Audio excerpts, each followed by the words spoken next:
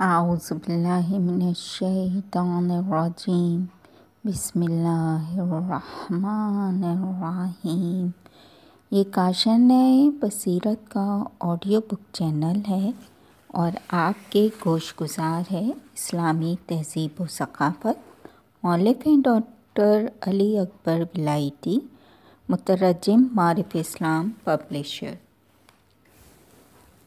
تیسرا باب اسلامی تمدن میں علوم کی پیش رفت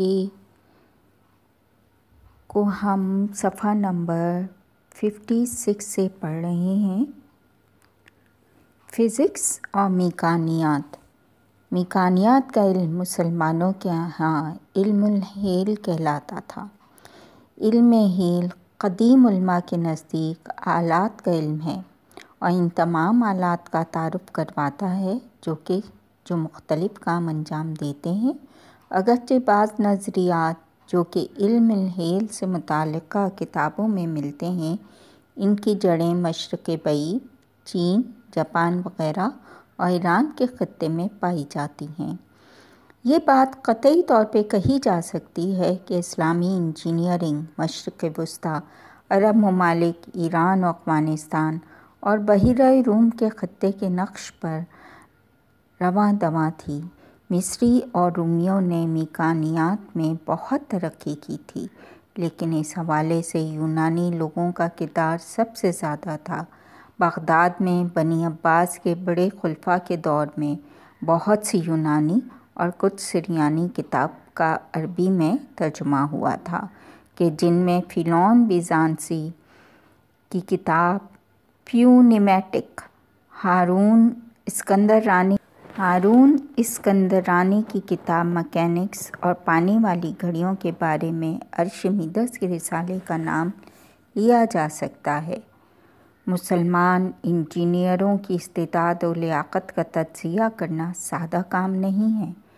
مستع ہندسہ یعنی پلین جیومیٹری میں آلات کو بنانے اور ان کی تنصیب کے لیے حساب و پیمائش میں مہارت ضروری تھی۔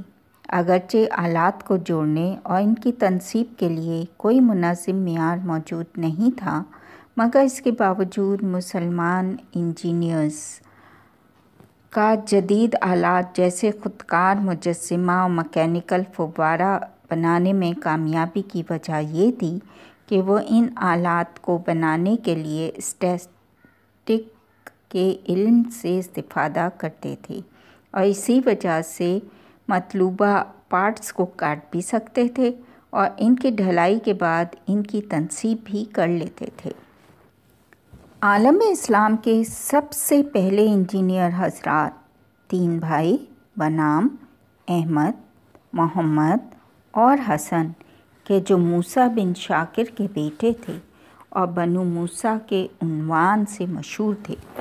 بنو موسیٰ کی کتاب الحیل سب سے پہلے تدوین شدہ کتاب تھی جو عالم اسلام میں مکینک کے حوالے سے پہچانی جاتی تھی۔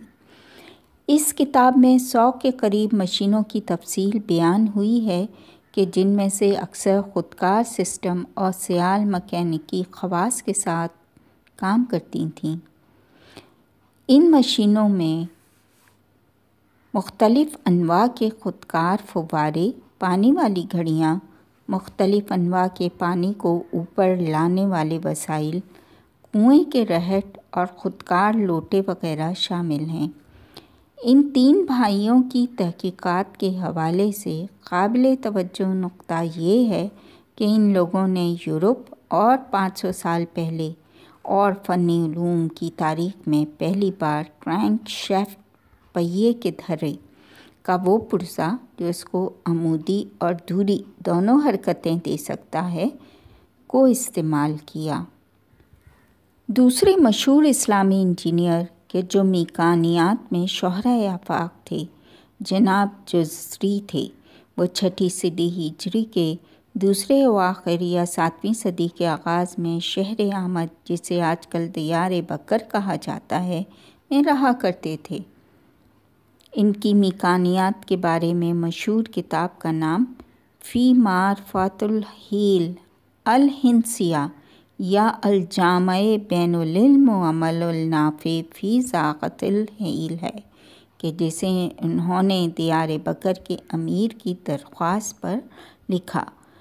جزری کی کتاب علم و عمل کا مجموعہ ہے، یعنی یہ کتاب نظری ہونے کے ساتھ ساتھ عملی ہونے کے ناطے سے بھی پہچانی جاتی ہے۔ جناب جزری رئیس الاعمال یعنی انجینئروں کے سربراہ کے مقام پہ بھی فائز تھے اور رسم فنی مختلف اشیاء کے قطعات اور تصاویر کے ذریعے ریاضیاتی قواعد کی روشنی میں خوبصورتی اور آرائش کا فن کے ہنر میں مہارت رکھتے تھے۔ اس طرح وہ اپنے ذہن میں آنے والے تمام موضوعات کی تشریح اور آسان یا پیچیدہ ہر قسم کے آلات کی توصیف کرنے میں استاد تھے۔ ان کی کتاب مکینیکل اور ہائیڈرولک وسائل و آلات کے حوالے سے قرون وسطیٰ کی بہترین تالیف ہے۔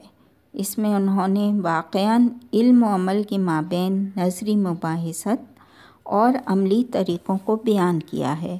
یہ کتاب 6 ابواب پہ مشتمل ہے۔ نمبر 1 آبی اور شمعی گھڑیاں، نمبر 2 تفریحی آلات، نمبر 3 ہاتھ پاؤں دھونے اور وضو کرنے کے وسائل، نمبر 4 دائمی چلنے والے فوارے، نمبر 5 پانی کو اوپر کی طرف کھینچنے والی مشینیں، نمبر 6 دیگر مختلف اقسام کے وسائل اور آلات جو روزمرہ کے معمولی کاموں میں استعمال ہوتے ہیں۔ اس کتاب کی قدر و قیمت صرف اس میں بیان شدہ مختلف روشوں اور طریقوں کی اہمیت کے پیش نظر نہیں ہے، بلکہ ہر آلے کی ایجاد کا طریقہ تمام تفصیلات کے ساتھ اور ایک ماہر شخص کی زبان سے بیان ہوا ہے۔ ابوالفتح عبد الرحمن خاصی ایک اور اسلامی ماہر میکانیات طبیعیات ہیں۔ وہ شہر مرو میں پیدا ہوئے۔ سلجوقی حکمرانوں کے اداروں میں امور علمی میں مشغول تھے۔ ان کی مشہور ترین تعریف میزان الحکمہ ہے کہ جو کہ علم حیل کی اہم ترین کتابوں میں سے ایک ہے۔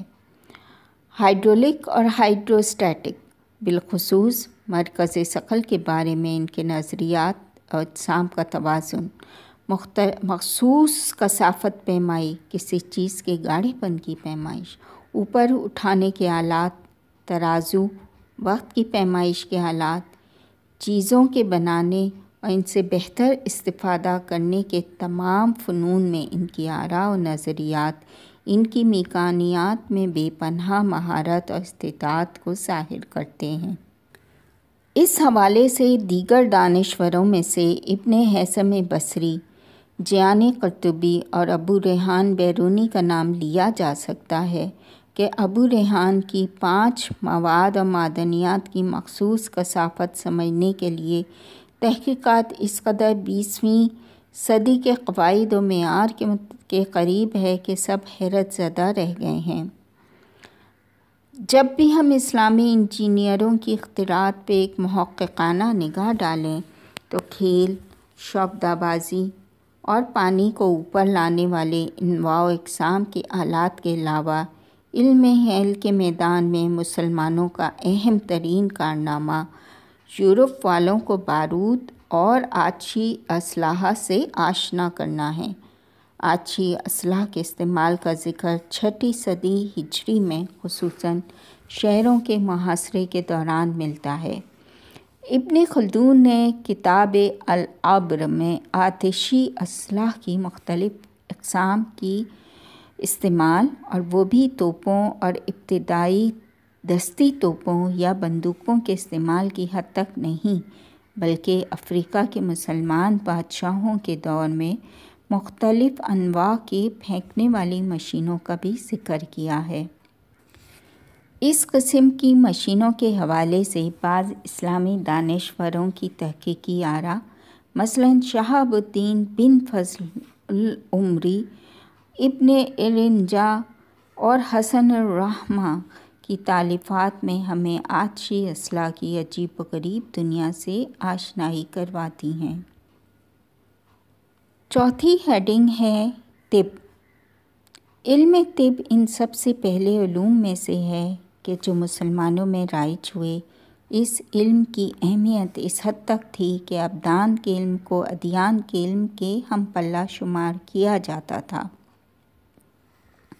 اسلامی تمدن میں طبی علوم کے تجزیہ و تحلیل میں ایک اہم نکتہ علم طب کا بہت جلد علاقائی رنگ اختیار کرنا ہے۔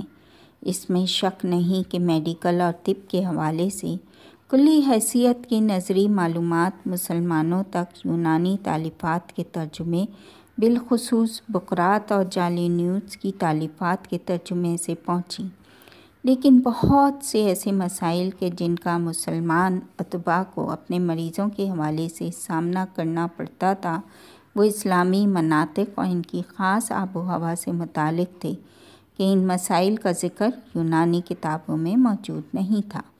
اور یہ واضح سی بات ہے کہ گزشتہ لوگوں کی کتابوں میں ان کے ذکر کی عدم موجودگی کی بنا پہ اسلامی اطباء ہاتھ پہ ہاتھ رکھ کے نہیں بیٹھ سکتے تھے، لہٰذا ان مسائل کے حوالے سے نئی آراء اور روشیں سامنے آئیں۔ رازی کی کتاب الہادی، جس میں جن بیماریوں کا تجزیہ کیا گیا ہے، ان بیماریوں کی تعداد نسبت کہیں زیادہ ہے کہ جن کا تذکرہ جالینوس اور بقراط اور دیگر یونانی دانشوروں کی تالیفات میں موجود ہے۔ اسلامی طبی تاریخ میں ایک اور اہم اور برجستہ سنگ میل ابن سینا کی کتاب قانون ہے۔ اہل مغرب کی تمام طبی تاریخ میں اس طرح طب کے تمام موضوعات پہ مشتمل جامع اور انسائکلوپیڈیا طرز کی کتاب ابھی تک وجود میں نہیں آئی تھی۔ بلا دلیل نہیں ہے کہ کتاب قانون لاطینی زبان میں ترجمے کے بعد بہت ہی سرعت سے اہل غرب کے دانشوروں اور ڈاکٹروں کی مورد توجہ قرار پائی اور ان کے میڈیکل کالجوں میں ایک درسی مضمون کے عنوان سے تدریس ہونے لگی۔ لیکن اسلامی طب میں ترقی اور نئی اختراعات صرف یہیں نہیں رک گئیں۔ اسلامی طب میں اہم ترین نتائج اس وقت سامنے آئے کہ جب کچھ اسلامی اطباء نے جالینوس کے آراء اور اپنے تجربات کے نتائج میں اختلاف کا مشاہدہ کرنے کے بعد اسے بیان کیا۔ لہٰذا اسلامی دانشوروں میں سے سب سے پہلے ابو نصر فارابی نے جالینوس پہ تنقید کی۔ انہوں نے اپنے رسالہ بعنوان الراد الجالینوس فیما نقص علی ارسطا تعلین الاعضاء الانسان میں کلی طور پہ انسانی بدن کے اعضاء کی تشکیل و ترتیب کے حوالے سے جالینوس اور ارسطو کی آراء میں موازنہ کیا اور اپنی رائے کو ارسطو کے حق میں دیا۔ احتمال ہے کہ فارابی کی یہ طرز فکر ان تمام اعتراضات کا سرچشمہ بنی کہ جنہیں ان کے بعد ابو علی سینا نے جالینوس پہ تنقید کرتے ہوئے پیش کیا۔ اسی طرح جناب رازی کے جو طب میں عظیم مقام کے حامل تھے اور طب میں جامع نظر رکھتے ہوئے صاحب رائے تھے، انہوں نے بھی طب میں جالینوس کی نظریات پہ اہم تنقید کی ہے۔ رازی کے جالینوس کی آراء پہ اہم ترین اعتراضات دیکھنے، سننے اور نورانی سایوں اور لہروں کا جسم سے آنکھ تک پہنچنے کے حوالے سے سامنے آئے۔ جناب رازی دیکھنے کے عمل کو جالینوس کی رائے کے بالکل برعکس سمجھتے تھے کہ نورانی سائے آنکھ تک پہنچتے ہیں اور نہ یہ کہ آنکھ سے نور پھوٹتا ہے، جیسے کہ جالینوس نے کہا۔ اسی تنقید و اعتراض کے سلسلے میں ابو علی سینا نے جالینوس کی طبی آراء کو واضح طور پہ محمل اور بے معنی کہا۔ لیکن جالینوس کی طبی آراء پہ سب سے اہم اعتراضات کے جو مشہور ہونے کے ساتھ ساتھ اسلامی طب میں قابل فخر مقام رکھتے ہیں، وہ ابن نفیس دمشقی نے 6 صدی ہجری میں پیش کیے۔ جناب ابن نفیس اہل تجربہ اور صاحب نظر تھے اور اسلامی طب میں ایک عظیم ترین انکشاف کا باعث بنے۔ اس لیے گزشتہ صدیوں میں انہیں اسلامی مصنفین کے درمیان جالینوس عرب اسلامی کا لقب ملا۔ جو مختلف جگہوں پہ رازی کو بھی دیا گیا ہے۔ انہوں نے اپنی 2 کتابوں شرح تشریح قانون کہ جو کہ کتاب قانون کے پہلے سے تیسرے باب کی عنوان کی شرح کے عنوان سے لکھی گئی ہے، اور شرح قانون کے جو قانون کے حوالے میں پیش کیے گئے تمام موضوعات کی شرح ہے۔ ان 2 کتابوں میں اپنے اہم ترین انکشاف یا دریافت بعنوان گردش روی خون پلمونری بلڈ سرکولیشن کی تشریح کی ہے۔ 19ویں صدی میں آ کر جدید سائنسدان ابن نفیس کی اس اہم دریافت سے آشنائی ہوئی۔ یہاں تک ہم نے آپ کی گوش گزار صفحہ نمبر 61 تک کیا ہے۔ انشاءاللہ اس سے آگے دوسری اس میں آپ کو زحمت دیں گے۔